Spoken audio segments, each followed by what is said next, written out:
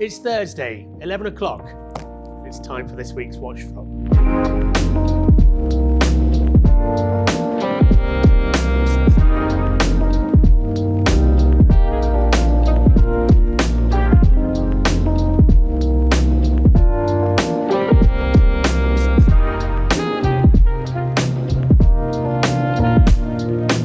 So this week we've got another incredible drop. I'm going to focus on one of my favourite watches, but I'm also going to take a look at some pairs of watches that coincidentally we've got in the drop together at the same time. We'll talk about some differences and we'll talk about what I like and dislike about each of them. And hopefully we'll cover a really nice eclectic mix across the table and the drop today. First up, let's start with my favourite watch on the table by quite a long way, to be honest. This is the Journe Chronomètre Bleu. It's a really elusive watch actually, and despite being introduced in 2009, there are still very few of them knocking around the market. This is the second one that we've had in Subdial history over the last 4 years. Every time I see them, I'm just wowed by the fact that almost that less is more. It's a really, really special watch. Let me go into why. Let me convince you.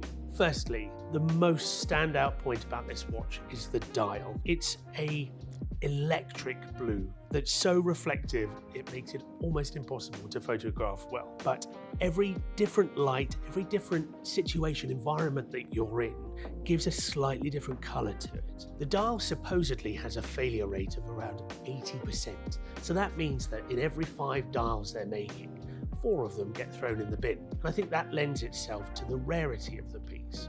Despite being introduced in 2009, there are very, very few of these on the market at any one time. The irony of this watch is that it is, on paper, an entry-level piece for Journe, but despite that, it commands 2 to 3 times the retail price on the secondary market. So you can tell that it struck a chord with collectors. I think the complication in this watch is not to do with being a resonance watch or a chronograph or an annual calendar or perpetual calendar. It's the materials that are used. We've talked about the dial and the high failure rate, but we should also talk about the case, which is made of tantalum, a very, very hard, dense material and notoriously difficult for watchmakers to work with. And despite that, you've got so many different finishes to the case, the sharpness of the lugs, I guess the color of it. The dark grey almost has a bluey tint to it, which complements the dial. And it makes for a sort of stealthy but sporty dress watch.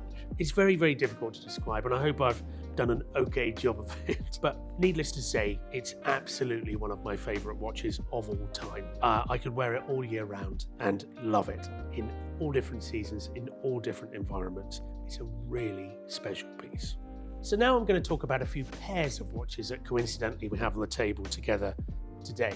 Firstly, a pair of Corne de Vache from Vacheron. The standout watch here, no doubt, is this 1955 Vacheron chronograph from the historics line. Now, it's got a reference 5000H, and we see these more commonly in steel, and this is absolutely the first time I've seen one in rose gold. And honestly, I thought I'd prefer the steel, but when you get this in hand, it'll change your mind, I promise you. Something about the tone of the case with the silvery bluey dial works wonders. Of course, it's got the iconic Lemania-based 2310 caliber in the back.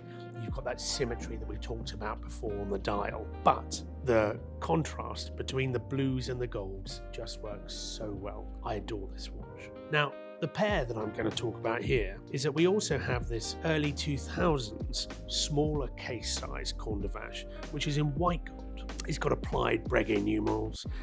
It's got a really lovely contrast on the dial with sort of black and white gold. It's a smaller brother, but it has so much character for about a third the price. I don't know which I'd prefer, but ideally I'd like both, to be honest with you. Both of these have the really interesting lug design, the Corne de Vache. They both have really impressive dials in their own rights, and they're both from that iconic, historic brand from Vacheron.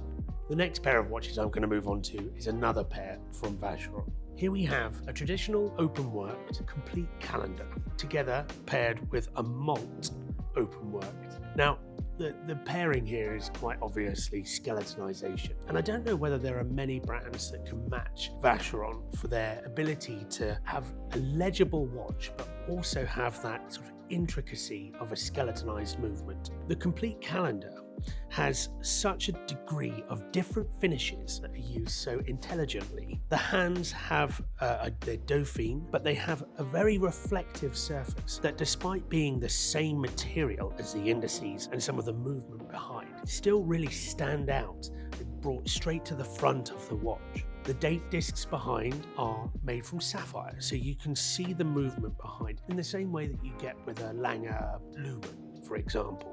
The moon phase has a frosted finish, and it just means that you've got this really unique way of seeing the moon phase indication. Rather than using a blue moon phase indicator like so many people do, Vacheron have chosen to use the same sort of greyish hues to complement the design of the rest of the watch. And it's really, really fantastic. I love that watch so much. Its smaller brother here is the Molt, which is a automatic skeletonized watch in 35.5mm case size, but it has the iconic JLC 920 derived movement in it. So that movement, I say it's iconic, and that's because it's found in the very early Nautilus 3700, AP, Royal Oak 5402, and so many of the ultra thin watches from the 70s era and up till present day. But here it's so heavily skeletonized, and interestingly has no branding at all. The branding is left to the Maltese cross that's on the dial. What I love about this is from the front, the watch feels like it has a peripheral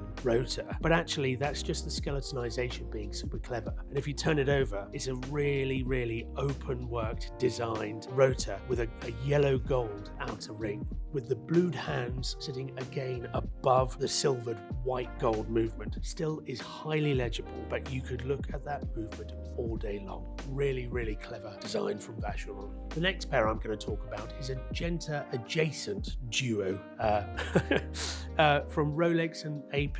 The Rolex watch I'm going to talk about is the Oysterquartz, reference 17014. Notably, it's a date-just type affair, but has a quartz movement inside, and one of the, I have to say, loudest ticking watches I've heard in a long time. Certainly if you buy this watch, I'd recommend that you don't put it on your bedside table because it'll keep you up in the night, but there's something quite charming about that when you're wearing it during the course of the day.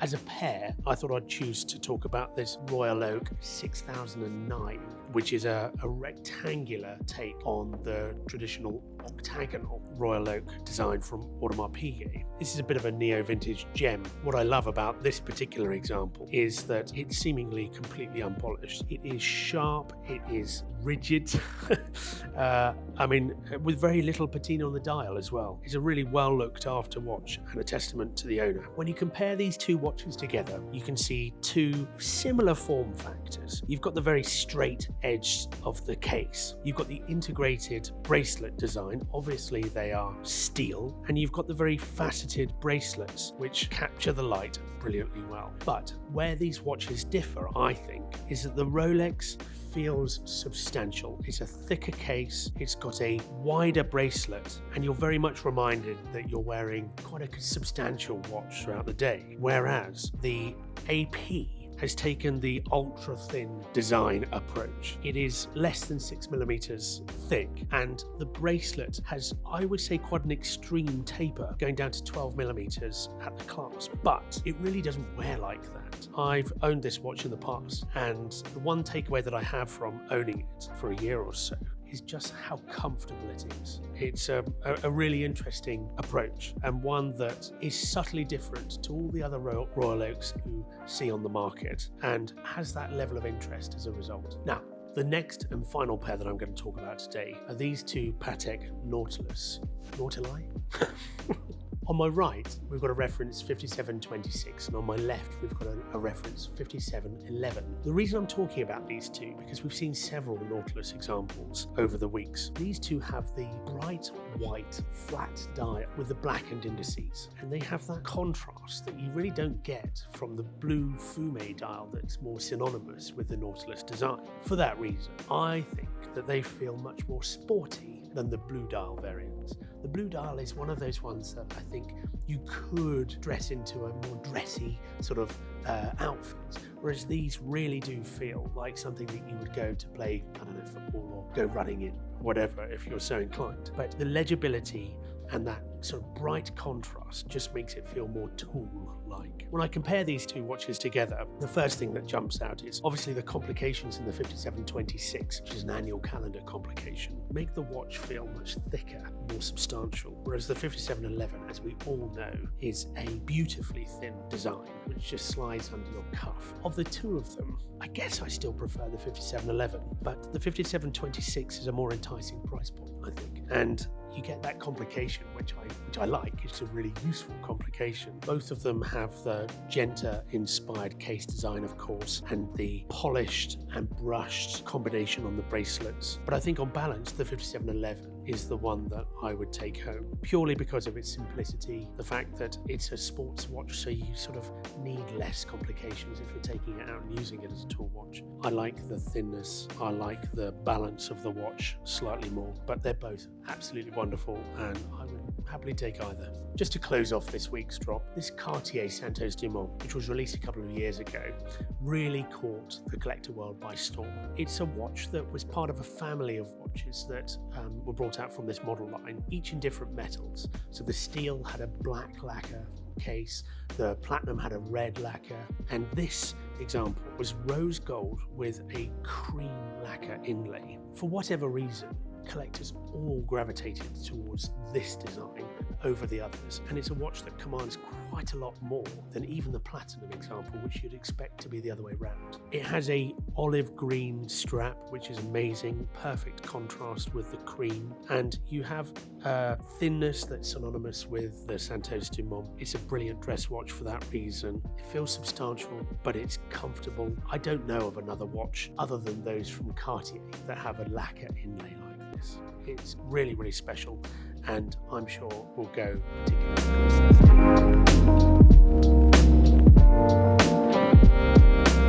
So that's this week's drop. Over 60 watches hitting the site. Several that I've talked about today, but so many more on the website. So please go and check them out, and I'll see you next week.